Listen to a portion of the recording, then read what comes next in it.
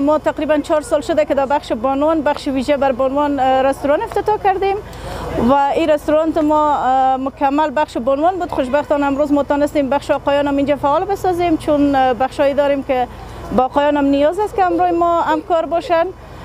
ما 3 نمایندگی داریم که فعلا نمایندگی سوم چهارراه تیمنی یعنی سرک سوم است.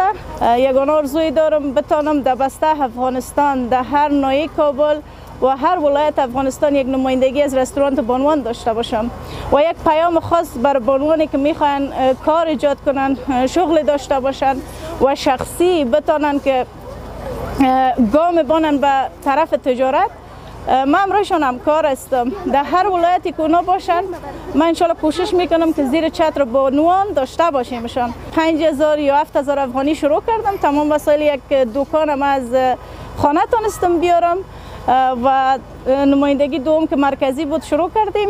تقریبا من 20 لک سرمایه گذاری کردم که از پول شخصی خودم بوده. ما تمام زیورات که داشتم به فروش رساندیم و تونستیم که یک رستوران ایجاد بکنم در بخش بانوان.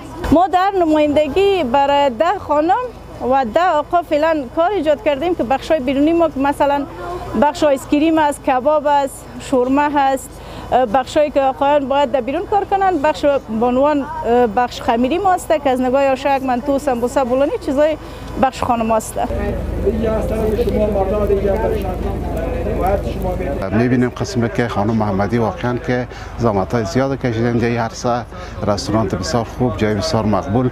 واقعا زحمت‌های ایشان که میبینیم ما رو به یاد میندازه که یک شعر برام میندازن که پیش امت کوی آهن در شمار سوزن است.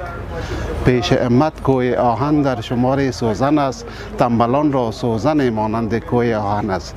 من زیاد پرحرفی نمیکنم، تشکری میکنم از تمام شما دوستا. بازم برای خانم محمدی، برای تمام دوستا تبریکی میگم.